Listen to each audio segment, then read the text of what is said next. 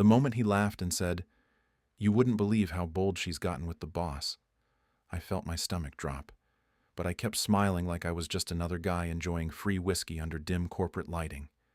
The music was too loud, the room too warm, and my wife was across the floor laughing at something someone said, her hand resting casually on her superior's arm in a way that suddenly felt less innocent and more rehearsed. I had come to this party thinking I was being supportive, playing the proud husband role, shaking hands with people whose names I would forget by morning, never imagining that the truth about my marriage would be handed to me by a man who didn't even know who I was. He introduced himself as Mark from operations, a few drinks in and eager to gossip, the kind of coworker who thrives on office secrets because it makes the monotony feel electric. We clinked glasses and started with harmless conversation about workload and company politics, and then he leaned closer like he was about to share something scandalous. He said, "There's this married woman in marketing who's been having an affair with the boss for months, and it's gotten so obvious that half the department is placing bets on when HR finally catches on." I felt a flicker of irritation at the casual cruelty of gossip, but I stayed relaxed, asking him lightly who he meant, playing along because something in his tone made my pulse spike.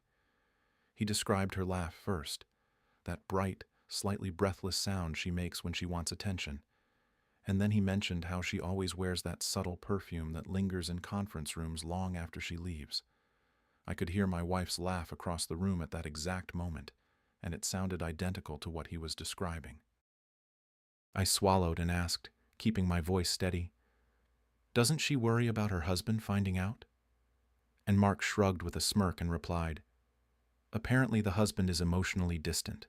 At least that's what she tells people, so she feels justified looking for connection elsewhere." The phrase emotionally distant felt like someone had opened my chest and read aloud from private arguments we had behind closed doors. I didn't react. I couldn't. Instead, I took another slow sip and asked him how long this had been going on, pretending curiosity instead of devastation. He said it started subtly after her promotion, that the boss began pulling her into late meetings that no one else was invited to, and that eventually they stopped pretending it was strictly professional. He even described how the boss looks at her during presentations, like she belongs to him in a way that has nothing to do with quarterly results. Every detail lined up with the recent changes in our life, the late nights, the sudden increase in her confidence, the way she began dressing sharper for internal strategy sessions. When he laughed again and said, "Honestly, if her husband knew, he'd probably lose it," I felt something inside me fracture quietly, not in a dramatic explosion, but in a controlled crack that spread slowly through my chest. I looked over at my wife again, watching her lean in toward her boss, her hand brushing his sleeve in a way that now felt charged instead of accidental. For a brief second, our eyes met across the room, and she smiled at me. That same warm, reassuring smile she had given me for years. I forced myself to smile back. Mark kept talking, unaware that he was dismantling a marriage in real time. He mentioned that she confides in coworkers about feeling unappreciated at home, that she claims her husband doesn't understand her ambition, that she says the boss makes her feel seen and powerful. The irony almost made me laugh, because I had been the one encouraging her career moves, supporting the long hours, telling her she deserved more responsibility. I had been proud of her promotion, proud of the recognition, never realizing that the same promotion might have been the gateway to something else entirely. I did not reveal who I was. I did not interrupt him with some dramatic declaration. Instead, I asked questions carefully, collecting timelines, details, patterns. I nodded at the right moments, even made a joke about corporate drama, while inside me something was rearranging permanently. The betrayal was not loud or cinematic. It was quiet, whispered over clinking glasses and polite applause. By the time the speeches started and everyone gathered near the stage, I already knew more about my wife's double life than I ever wanted to. She walked over and slipped her arm around mine, asking if I was enjoying myself, her perfume wrapping around me in a way that now felt suffocating. I looked down at her, searching her expression for any hint of guilt, and found none. She was radiant, confident, alive in a way I had not seen at home in months. And as I stood there with her arm linked through mine, applauding her boss's speech about integrity and teamwork, I realized that I was the only person in the room who did not know I had been cast as the fool. I should have walked away the moment Mark's description snapped into focus. I should have crossed the room, taken my wife by the wrist, and asked her in a voice everyone could hear why she was letting another man look at her like that. But I didn't, because I could feel something colder than anger taking over, the kind of calm that shows up when your brain decides emotion is a luxury you cannot afford. I kept my posture loose, my smile easy, my eyes half-lidded like I was amused by office drama, and I asked him questions the way you'd ask about a show everyone's watching, not the way you'd ask about the person you share a bed with. I said, "So how does that even happen in a place like this without someone stepping in?" And Mark snorted like he'd been waiting for an audience, telling me that the boss was practically untouchable, that people complained quietly, but no one wanted to be the one to light the match. And then he added, "Plus, when the married woman is the boss's favorite, people suddenly forget what they saw." The way he said favorite landed like a slap, because I'd watched my wife's confidence bloom these past months and thought it was ambition, when maybe it was the thrill of getting away with something.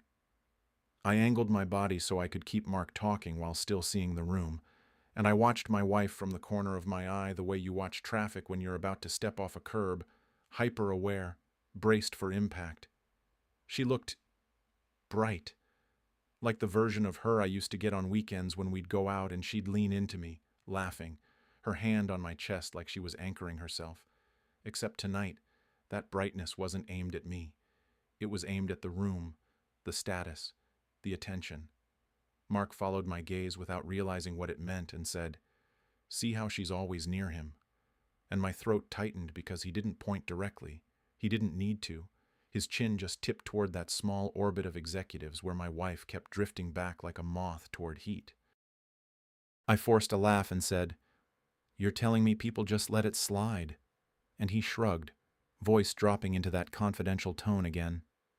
"It's not like they're making out on the copier, but it's the late meetings, the client dinners that aren't on the calendar, the way she gets the best projects and everyone else gets crumbs, and the way he looks at her like he's already decided what he's getting later."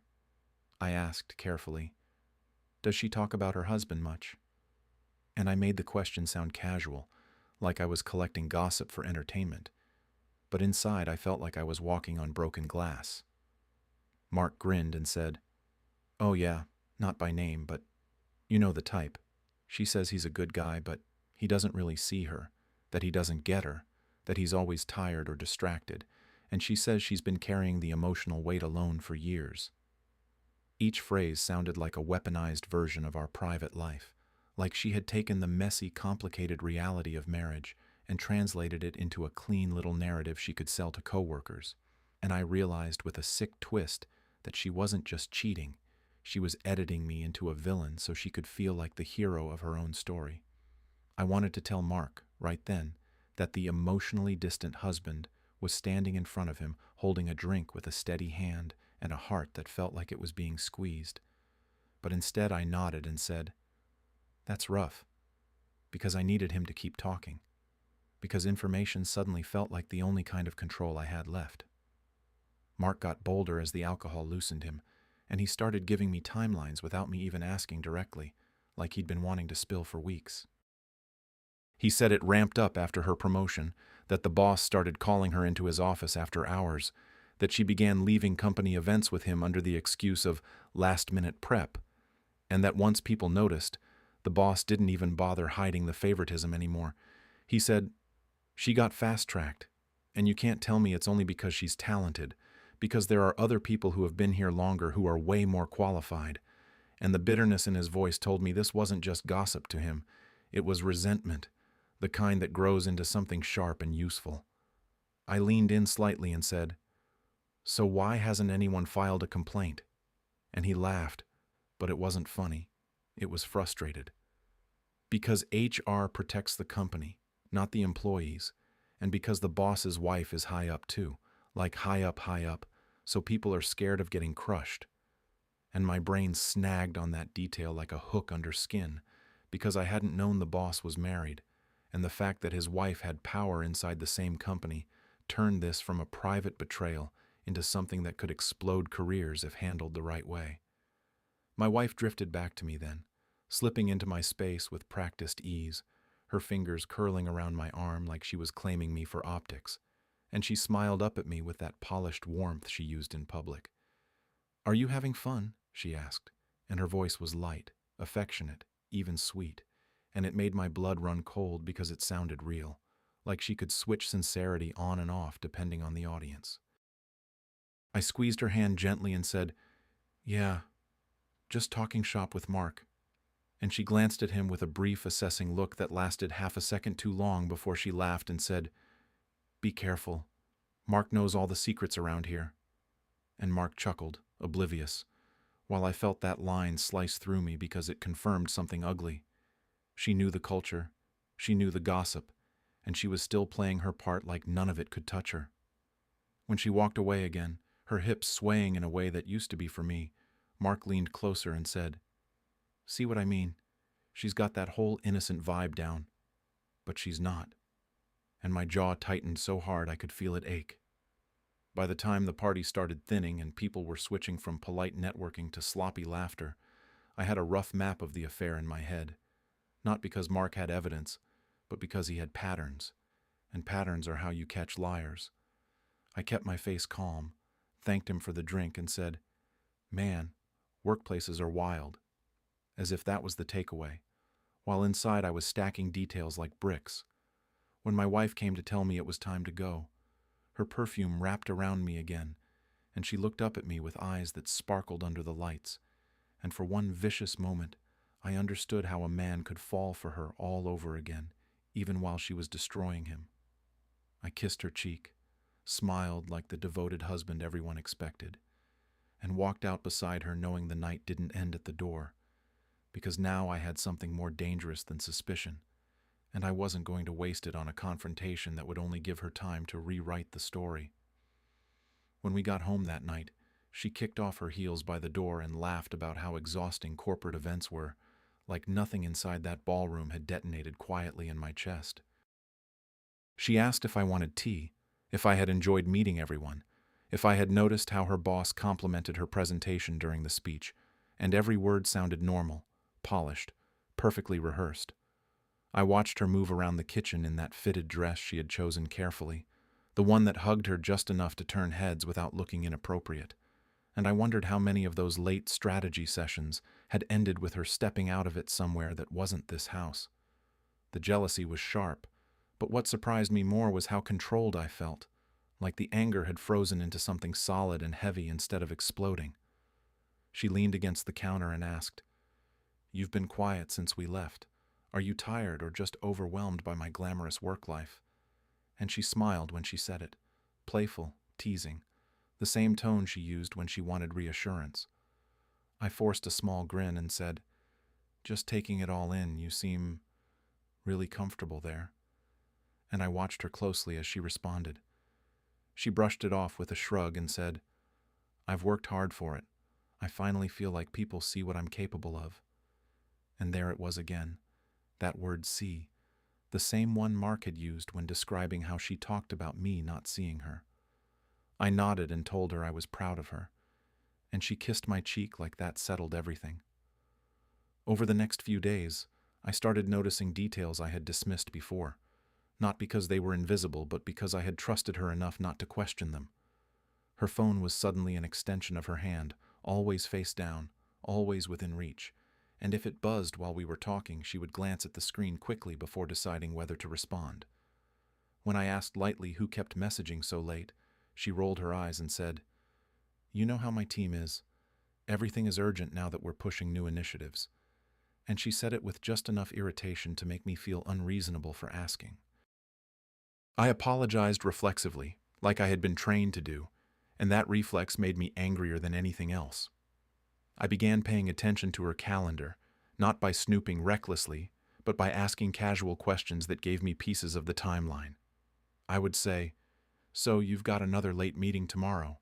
And she would reply, "Yes, unfortunately, the boss wants to review some projections in person." and she said his title with professional detachment, like it meant nothing. Yet when she dressed for those evenings, there was a shift, a subtle extra care in her makeup, a choice of heels instead of flats, a fragrance she rarely wore at home. I told myself I was reading too much into it, that ambition and attraction are not the same thing, but Mark's words kept looping in my head like a soundtrack I couldn't mute. One night I tried to test the surface without revealing what I knew. I said, "People at the party seem to talk a lot about internal politics. I hope that doesn't create unnecessary rumors for you." And she froze just slightly before recovering. She laughed and said, "Oh, please, there are always rumors in corporate environments. Insecure people love to invent stories about women who succeed." And she looked at me in a way that almost challenged me to disagree. I held her gaze and asked, "Do they ever involve you?" And she stepped closer, placing her hand flat against my chest like she was grounding the conversation. "You really think I would risk everything for some office drama?" she said softly, and the physical contact almost disarmed me because it was intimate in a way that felt sincere.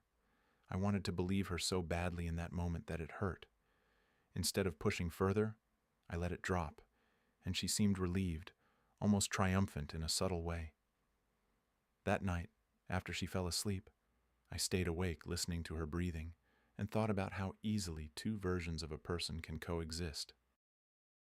The wife who curled into me in the dark, and the woman who, according to half the office, was entangled with her boss under fluorescent lights and closed doors.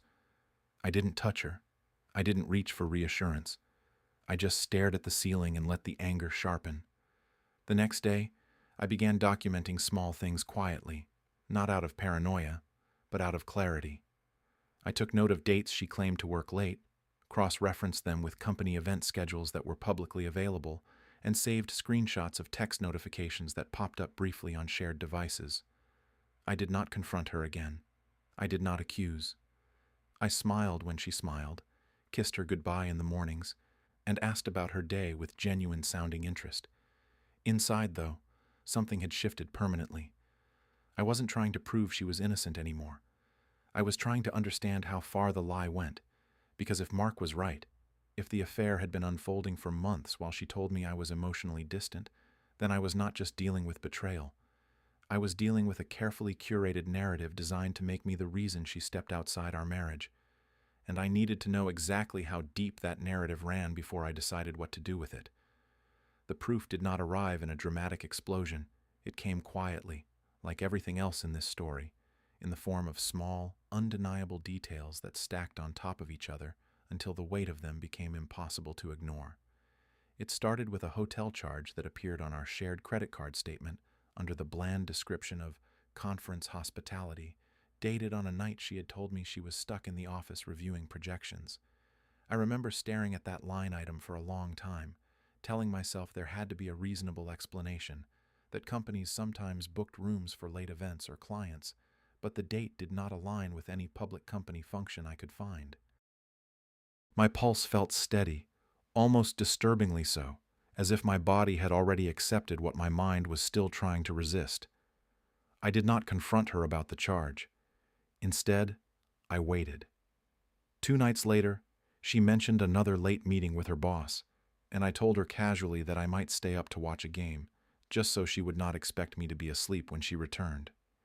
She left in that familiar way, checking her reflection in the hallway mirror longer than usual, adjusting her blouse, applying a fresh layer of lipstick, even though it was past 8. When the door closed behind her, I sat in the dark living room and felt something inside me settle into certainty rather than suspicion. Around 10:30, her tablet lit up on the coffee table with a notification banner that previewed just enough to slice through the last of my denial. I had not planned to look, but the message preview showed his first name followed by, "Can't wait to have you to myself tonight." I felt my hand go cold as I picked it up. The device was not locked. The thread opened effortlessly, as if the universe had decided I had waited long enough. The messages were not explicit in a graphic sense, but they were intimate in a way that made my throat tighten. There were references to inside jokes from meetings, comments about how she had looked during presentations, and then confirmations of specific nights spent together under the excuse of late strategy sessions. There were even references to the hotel charge I had seen, framed as our quiet escape before the chaos of the quarter. I did not cry. I did not throw the tablet across the room. I scrolled. I read every word carefully, memorizing dates, noticing patterns, recognizing how long this had been going on. It wasn't weeks. It was months. Months of her telling me she was exhausted. Months of accusing me of being emotionally distant. Months of presenting herself as the misunderstood wife while slipping into another man's bed after work. The humiliation was sharp, but what cut deeper was how deliberate it all looked. There were discussions about her future at the company, about how timing matters, about how she needed to secure her position before making any major life changes. That last phrase echoed in my head long after I set the tablet down. Major life changes. Divorce, most likely. I opened our shared financial records that same night with a clarity I had not possessed before.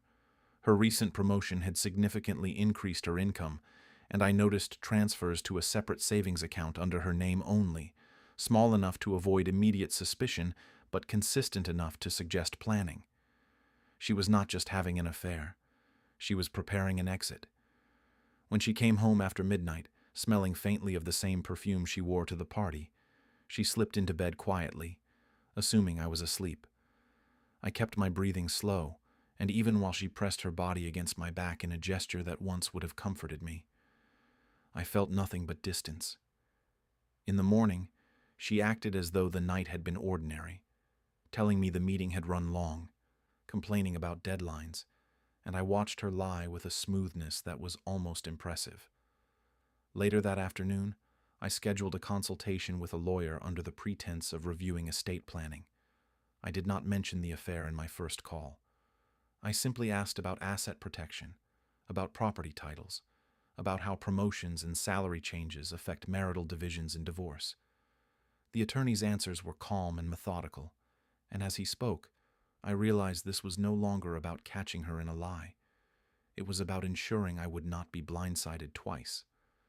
By the time I hung up that call, the betrayal had transformed into something colder and more structured. I had confirmation, not rumor, not gossip, but documented evidence that she had chosen someone else while carefully building a narrative that painted me as the problem. The heartbreak was real, but it was no longer paralyzing. It was clarifying. And for the first time since that party, I felt something that wasn't devastation. I felt direction. The deeper I looked, the less this felt like a reckless affair, and the more it felt like positioning, like two people moving pieces across a board while pretending the game was spontaneous. The first real shift happened when I decided to look into him more carefully, not just as the man sleeping with my wife, but as a figure inside a corporate structure that suddenly mattered to me. I already knew from Mark that he was powerful in the company, but I had not realized how complicated that power was until I saw a press release from 2 years earlier announcing his wife's appointment to an executive oversight role within the same organization. His wife was not just some distant spouse unaware of her husband's behavior. She was a senior executive, someone whose name appeared in shareholder meetings and internal leadership briefings.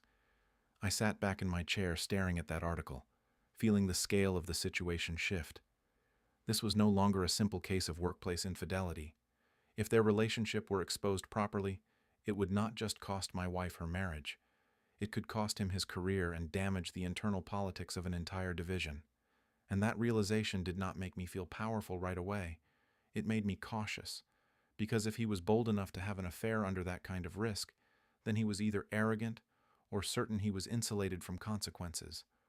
I revisited the messages I had saved and read them with new eyes. There were hints I had missed before.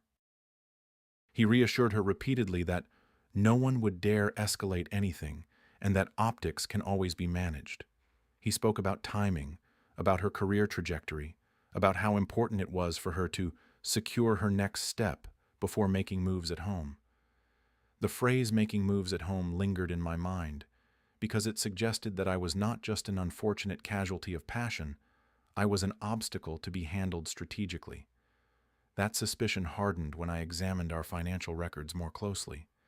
In addition to the separate savings account, I noticed consultations with a financial planner that I had never attended. The appointments were scheduled during work hours, billed privately. She had not mentioned them. When I cross-referenced the dates, they coincided with milestones in her promotion process. She had been restructuring her personal finances quietly while telling me we were building a future together. The final confirmation came through something small and almost mundane. I found an email draft on her laptop that she had forgotten to delete, addressed to a friend from college. In it, she described feeling stuck in a marriage that no longer aligns with who I'm becoming, and referenced plans to transition cleanly without chaos. Cleanly, without chaos. As if I were a logistical issue rather than a person who had shared her life for years. What struck me most was not the betrayal itself, but the coordination. Her affair with her boss was reckless on the surface, but beneath that recklessness was calculation. She was building a narrative about me being emotionally distant, positioning herself for independence, increasing her income, and aligning with a man whose influence could accelerate her career.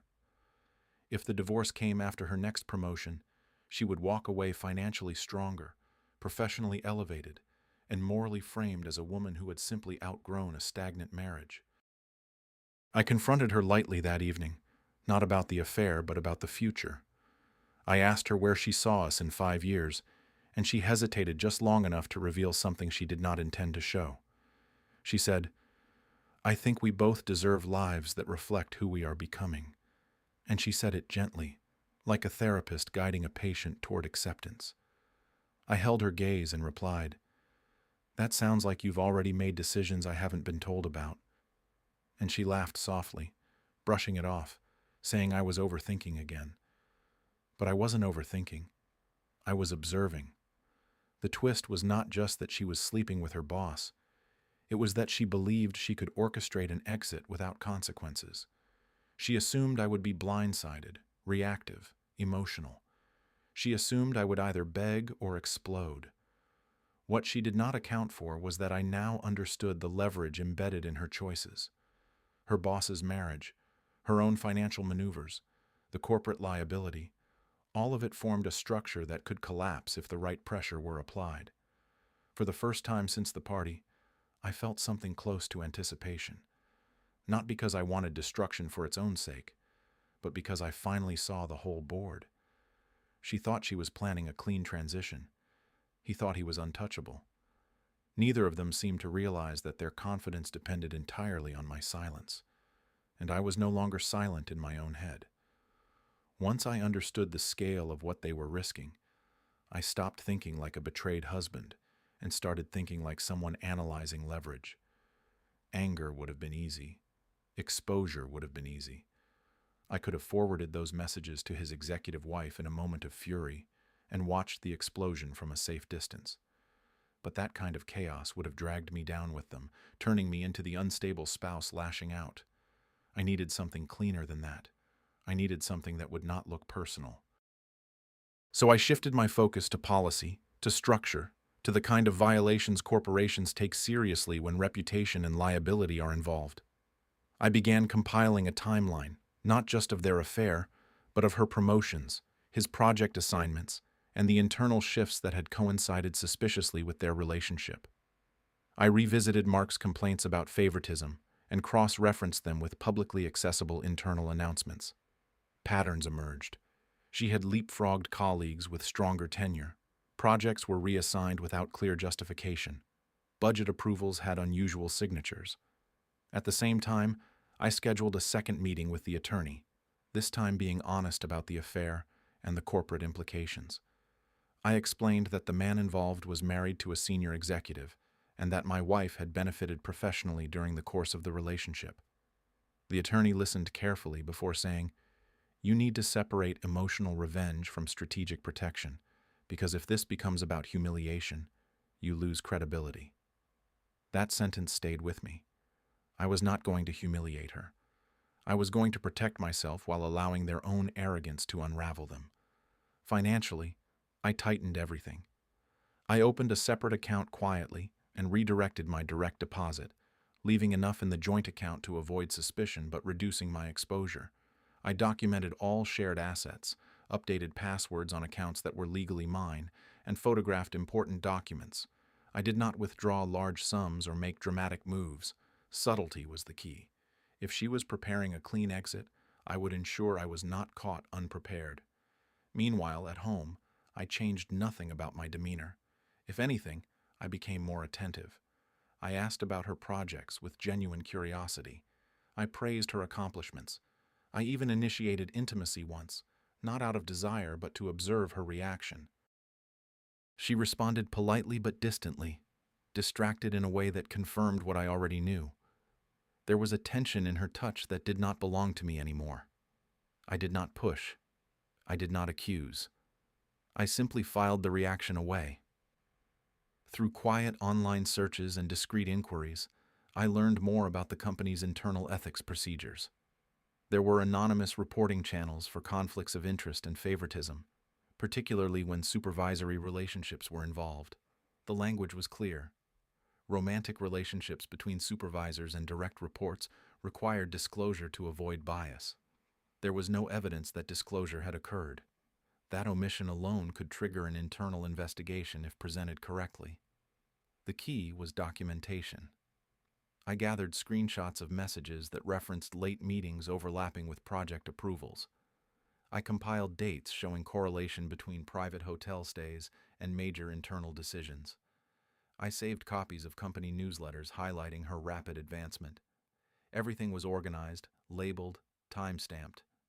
If this ever surfaced, it would not look like the ramblings of a jealous husband. It would look like a structured report. What surprised me most was how calm I felt during this process. The heartbreak had dulled into something almost clinical. I was no longer replaying their messages in anguish. I was examining them for inconsistencies. The pain was still there, but it had been converted into focus.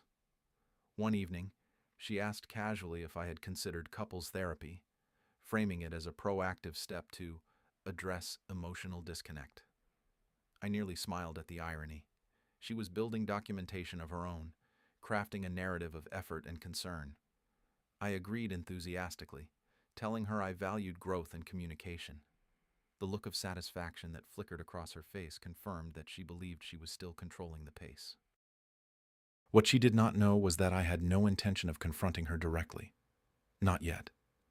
I was building something far more durable than an argument. I was constructing a path where, when the truth surfaced, it would not come from my anger. It would come from policy violations, documented favoritism, and conflicts of interest that no company board could ignore. And I was almost ready to move. I thought I was the only one quietly studying the board, but I underestimated how many other people had been watching the same game unfold from different angles. The second twist did not arrive through a message or a financial statement. It arrived through Mark. A week after I finished organizing the documentation, he reached out to me directly, asking if I wanted to grab coffee off the record. The wording was deliberate, and something in his tone suggested this was not about gossip anymore. I agreed without hesitation, because instinct told me this conversation would matter. We met at a quiet cafe far from the office district, and he did not waste time pretending this was casual. He looked at me steadily and said, "I need to tell you something, and I need you to hear it without reacting." The phrasing alone sent a slow wave of recognition through me. I kept my expression neutral and told him to talk. He leaned forward and said, "I knew exactly who you were at the party." For a moment, the room felt smaller, the air heavier, and I realized that the night I thought I was collecting information, I had also been evaluated. He continued before I could respond, explaining that several employees in his department had been documenting favoritism for months. They resented how the boss protected certain people and punished others. They had discussed filing complaints before, but none of them had direct leverage strong enough to ensure action. When he learned I was her husband, he saw an opportunity to confirm whether the rumors were real. He said, "I wasn't trying to humiliate you. I was trying to see if you knew, because if you didn't, you deserved the truth. And if you did, then maybe we weren't alone in this." The honesty in his voice disarmed me more than the confession itself. I asked him why he had not confronted me directly instead of testing me with gossip. He sighed and admitted that he needed to gauge my reaction. If I had defended her aggressively, If I had laughed it off or become hostile, he would have assumed I was complicit or unstable. But because I stayed calm, because I asked questions instead of erupting, he realized I was processing something much larger. He told me that a small group of employees had been quietly compiling internal records of project assignments and promotion discrepancies. They had enough circumstantial evidence to suggest policy violations, but lacked something personal that would tie the favoritism directly to a conflict of interest. I felt a strange mix of validation and caution settle over me. I had believed I was operating alone, quietly building a case out of heartbreak. Now I understood that this was not just about my marriage. This was about a culture of entitlement that had been simmering long before I walked into that party. Mark looked at me and said, "If you're planning to act, you shouldn't do it alone, because this isn't just an affair, it's misuse of authority." That sentence reframed everything again. It shifted the narrative from personal revenge to systemic accountability. The risk, however, was real. If I aligned with them openly, it could expose me as the source and turn this into a messy personal scandal. If I stayed detached, I would miss the chance to ensure the evidence was airtight. I asked him bluntly what he wanted from me. He answered without hesitation. Proof that the relationship influenced decisions, something that makes it undeniable. I did not confirm I had that proof. I did not deny it either. I simply said I would consider how to proceed.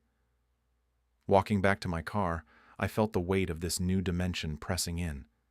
The colleague I had dismissed as a drunk gossip had been calculating in his own way, watching for weakness, measuring my composure. And now I had a choice. I could expose the affair privately and watch it implode within my marriage alone, or I could allow it to surface through channels that would protect my credibility while amplifying the consequences. That night, as my wife told me about an upcoming strategy retreat with her boss, her eyes bright with anticipation, I realized she still believed she was orchestrating her ascent without interference. She had no idea that the same workplace she treated as a playground had quietly begun to close in around her. And now I was no longer a solitary observer. I was part of something larger, something structured, something that would not explode emotionally, but collapse strategically. The game had expanded beyond my living room, and this time, I was not the only one prepared to move. The shift from private preparation to coordinated action happened without drama, almost quietly, like paperwork being processed behind closed doors. After my conversation with Mark, I spent 2 more days reviewing everything I had collected, not as a wounded husband, but as someone preparing a formal submission. I removed anything that sounded emotional. I stripped away commentary. What remained was a timeline, a structured document that aligned promotion dates with private meetings, expense reports with hotel receipts, internal project approvals with documented personal contact. It did not mention my marriage. It did not mention betrayal. It described conflicts of interest, supervisory misconduct, and undisclosed relationships that compromised organizational integrity. Mark introduced me discreetly to 2 others who had been documenting irregularities for months. We met in a conference room rented under a neutral name, laptops open, voices low but steady. They showed me internal email chains highlighting how certain candidates had been bypassed for assignments in favor of my wife, despite weaker metrics. They showed budget reallocations that favored projects she was leading without clear explanation. What struck me most was how methodical they had been. They were not angry employees throwing accusations. They were professionals who had grown tired of watching rules bend around one person. When I finally revealed that I had documentation of a personal relationship between her and the boss, the room went quiet in a way that felt heavy, but not shocked. They had suspected. They just lacked confirmation. I did not hand over everything immediately. Instead, I explained that the submission needed to be airtight, free of personal vendetta. If my involvement became obvious, it would weaken the case and allow leadership to dismiss it as domestic fallout. They agreed. We crafted the complaint carefully. It outlined a supervisory relationship that had not been disclosed. It detailed how project assignments and compensation increases coincided with private, undocumented meetings. It referenced internal policy language verbatim, making it clear that even the appearance of impropriety required investigation. The evidence was attached in layers, enough to trigger scrutiny, but not enough to reveal its full source. The submission was sent through the company's anonymous ethics portal, routed to both internal compliance and the board's oversight committee. After it was sent, there was no immediate explosion. There was only waiting. At home, my wife mentioned that the upcoming strategy retreat had been abruptly postponed due to executive scheduling conflicts. She seemed mildly irritated, but not alarmed. 2 days later, she complained about a sudden request from HR asking for clarification on reporting lines and project approvals. She brushed it off as routine auditing.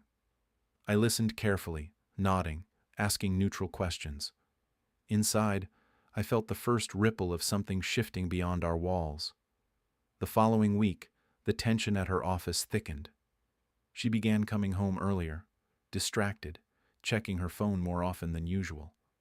One evening, she snapped at me over something trivial, then immediately apologized, blaming stress. I watched her closely and saw the first flicker of uncertainty in her posture.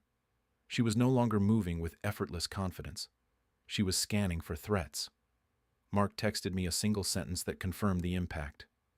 Compliance has escalated it to the board. That was when I understood the scale of what we had triggered. This was no longer hallway gossip or quiet resentment. This was formal review. Policies were being pulled. Emails were being examined. Reporting structures were under scrutiny. What made it powerful was that it did not look like revenge. It looked like governance. It looked like employees insisting that standards apply equally, regardless of title or charm. My wife had always believed she was protected by discretion and influence. Now those same structures were turning clinical and procedural, stripping away the intimacy that had shielded her. At dinner one night, she said, "There's a rumor that someone filed a conflict of interest complaint." And she laughed lightly, but her eyes searched my face for reaction. I kept my expression relaxed and said, "If policies weren't violated, there's nothing to worry about." And I meant it exactly as it sounded. She held my gaze for a second longer than necessary before looking away. The most satisfying part was not watching her panic. It was watching her realize that she did not know where the pressure was coming from. She could not confront a person. She could not manipulate a conversation. She could not reframe the narrative at home. The system she trusted to elevate her was now examining her under its own rules. And for the first time since that party, I felt completely steady. The countermove had been made. The rest would unfold without me raising my voice. The suspension email went out on a Thursday morning, and I knew about it before she did because Mark sent me a single word that made my pulse slow instead of spike. Done. I did not open my phone immediately. I let it sit face down on the kitchen counter while I poured coffee, listening to the soft hum of the house waking up. My wife was upstairs getting ready for work, humming under her breath the way she always did when she believed she was in control of her day. There was something almost surreal about the timing, like the universe had decided to stage this moment carefully instead of theatrically. When she finally came downstairs, dressed sharply as always, she checked her phone and froze. It was subtle at first, just a pause, a tightening in her jaw, and then she read more closely. I watched her face drain of color in slow motion. She did not look at me immediately. She reread the message twice before saying, almost to herself, "There's been a temporary leadership restructuring." The phrasing was corporate, sanitized, but her voice trembled slightly at the edges. I kept my tone neutral and asked, "Is everything okay?" And she nodded too quickly, saying, "It's probably just procedural. Companies do internal audits all the time." But I could see it in her eyes. She knew. She might not have known the source, but she understood that the scrutiny was real. She left for work earlier than usual that morning, barely touching her breakfast. Over the next few days, the atmosphere in our home shifted in ways that mirrored whatever was happening at the office. She stopped talking about strategy meetings. She stopped mentioning her boss by name. Instead, she referred vaguely to senior management and compliance interviews. One evening, she came home visibly shaken and said, "They're asking invasive questions about reporting structures and personal boundaries," and the word boundaries sounded fragile in her mouth. I listened quietly, offering mild reassurances that companies sometimes overcorrect when optics are questioned. I did not push. I did not gloat. The power in the situation came from restraint. Meanwhile, Mark kept me informed in broad strokes. The investigation had escalated beyond HR into the board's oversight committee. Emails were being reviewed. Expense reports were being audited. The boss had been placed on administrative leave pending outcome. His access badge had been deactivated. Then came the moment that confirmed everything. She walked into the house one night, closed the door behind her slowly, and said, "They know." Her voice was not defensive. It was stunned. I asked what she meant, keeping my expression concerned but calm.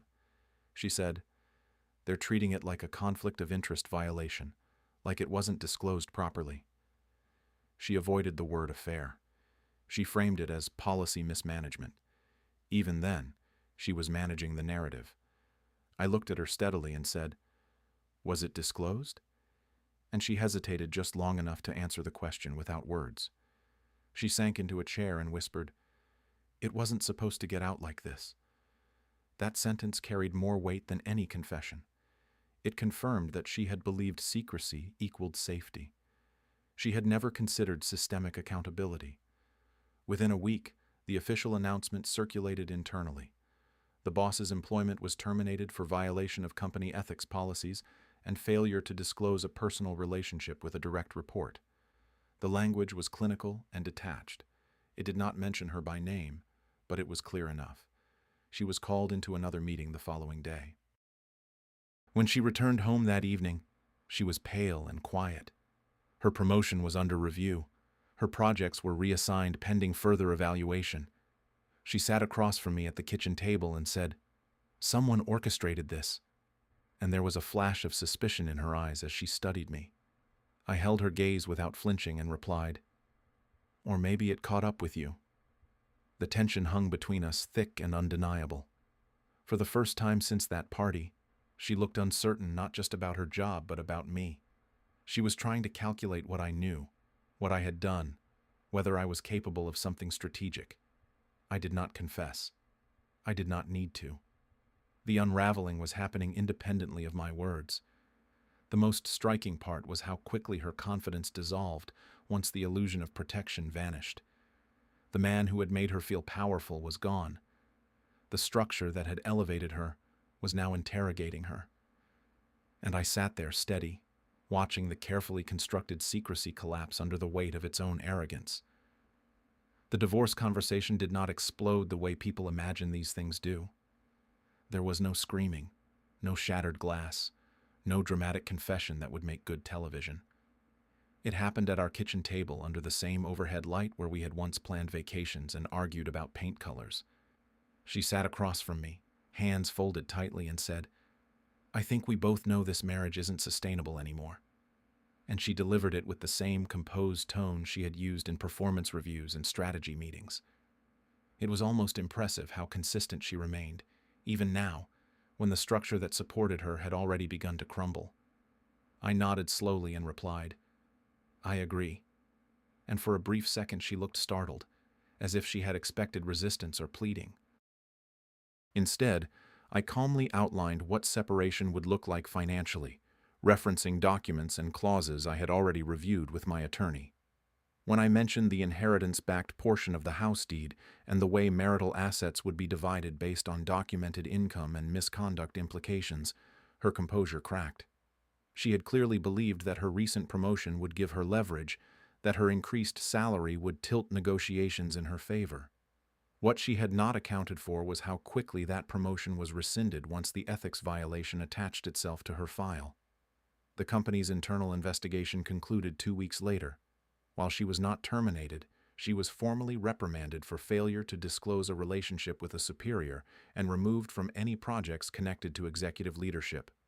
Her salary adjustment was frozen pending review, effectively undoing the financial advantage she had quietly built. Watching her explain that to her lawyer during mediation was not satisfying in a loud way. It was steady. It was balanced. The narrative she had been constructing about emotional neglect did not hold weight against documented workplace misconduct and coordinated favoritism. She tried briefly to imply that my distance had pushed her toward seeking validation elsewhere. I listened without reacting, then presented a timeline showing that her financial consultations and account transfers began before any alleged marital breakdown. The mediator's silence spoke louder than any accusation. This was no longer about feelings. It was about sequence and intent. We signed the final documents on a quiet afternoon with no audience. She did not cry. I did not gloat. We divided what was fair according to law and fact. The house remained mine. Shared savings were split equitably. There were no surprise withdrawals, no last-minute manipulations. The stability I had protected quietly carried me through the process without chaos. The last time she came to collect the remainder of her belongings, she paused in the doorway and said, "I never thought you'd respond like this." Her voice was not angry. It was almost reflective. I looked at her and answered honestly, "Neither did I." That was the closest we came to acknowledging the strategy beneath everything. She had expected emotion. She had expected reaction. She had not expected calculation. After she left, the house felt different, not empty but clarified. The silence no longer carried suspicion. It carried space. I walked through rooms that once felt like stages for deception and realized that the most satisfying part of all of this was not the termination, not the revoked promotion, not even the divorce settlement. It was watching secrecy collapse under scrutiny without me ever needing to shout. Mark sent one final message after the board formally closed the case. Policy works when someone forces it to. I stared at that sentence for a long time because it captured the entire arc of what had happened. I had not destroyed her publicly. I had not humiliated her at a party or blasted messages across social media. I had simply refused to let arrogance operate unchecked. People sometimes ask whether I regret not confronting her the moment I found out. The truth is that confrontation would have given her time to adapt. Silence gave me clarity. Patience gave me leverage. And when everything settled, I did not feel victorious in the theatrical sense. I felt intact. The most unexpected realization came weeks later when I sat alone on the same couch where I once questioned my own worth. I felt lighter than I had in years. Not because I had exposed her, but because I had stopped trying to compete with a version of myself she had already rewritten. The affair did not destroy me. The narrative did not trap me. In the end, the most satisfying outcome was simple. I walked away financially stable, reputationally clean, and emotionally steadier than the man who walked into that party. And she walked away knowing that the husband she described as emotionally distant had seen everything, understood everything, and chosen not to explode, but to dismantle quietly.